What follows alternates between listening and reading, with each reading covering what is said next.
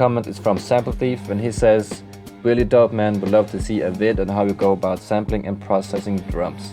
Bless." And that is what I'm doing in this video. Take a drum break, chop it up, and process it. If you guys have any requests about video topics I should cover, please leave them in the comments. So let's begin. Okay, so today I'm going to work in Pro Tools, and this is a drum break that I'm going to use, and it's from a band called Hot Chocolate, and it sounds like this.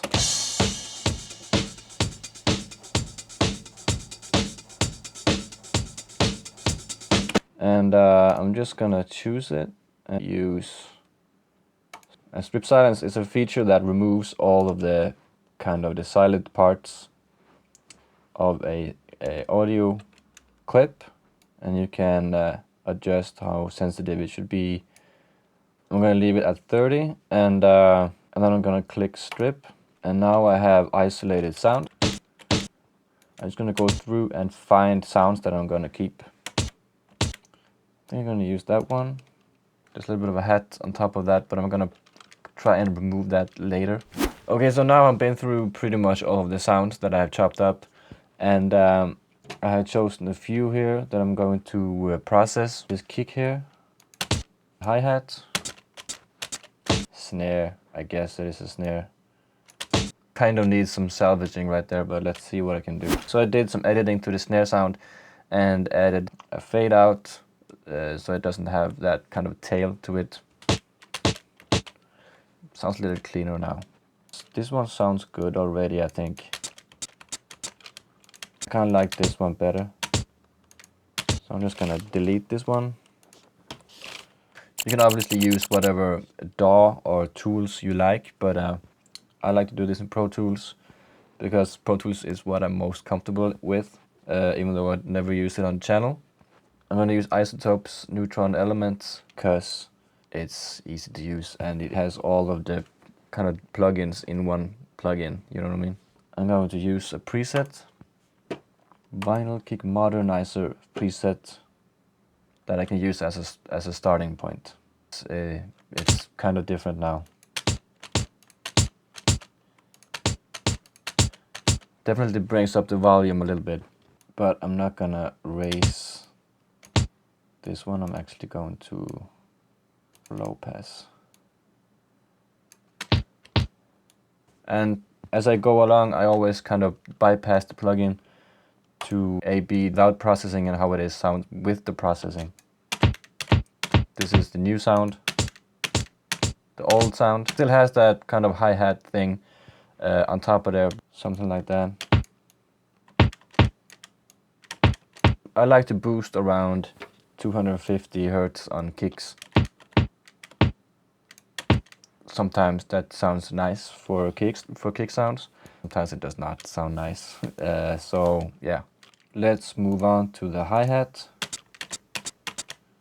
The hi-hat already sounds pretty good to me, but I'm gonna try the hi-hat processing. What I like about using the Neutron Elements is that I can solo the band, so I can press S there and solo it. So you can pinpoint the frequency where this band is affecting. Maybe a little bit too bright.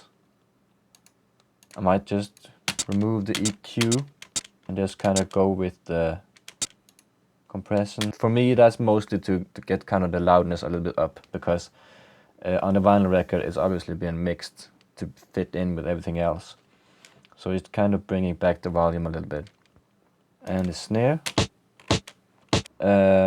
I used to think that using presets was kind of like cheating, but it is actually a huge time saver. I always change the settings. I rarely kind of just choose a preset and like settle with that. I can just try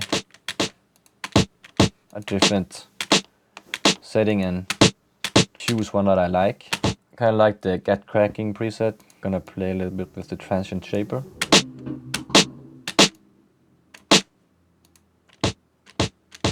If you want the snare to kind of fade out faster, you can just turn the sustain down.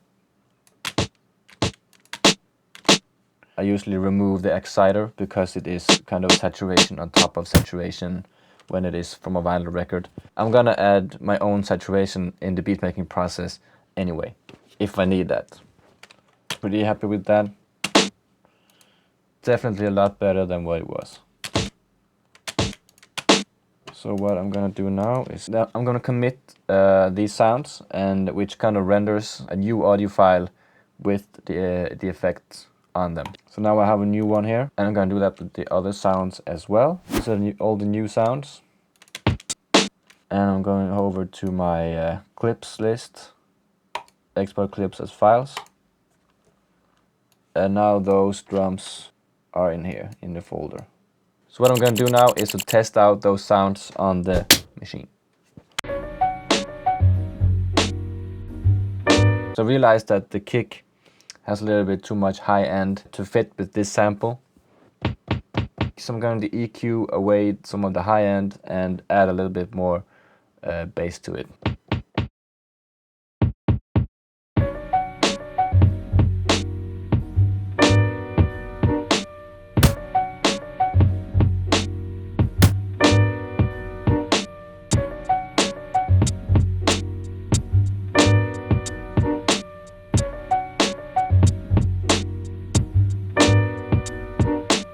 And now I can add processing on the drums as a whole. So I'm going to add some saturation.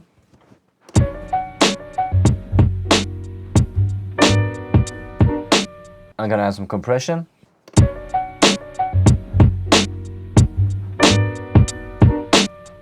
Let's add some reverb to the snare sound. That's too much.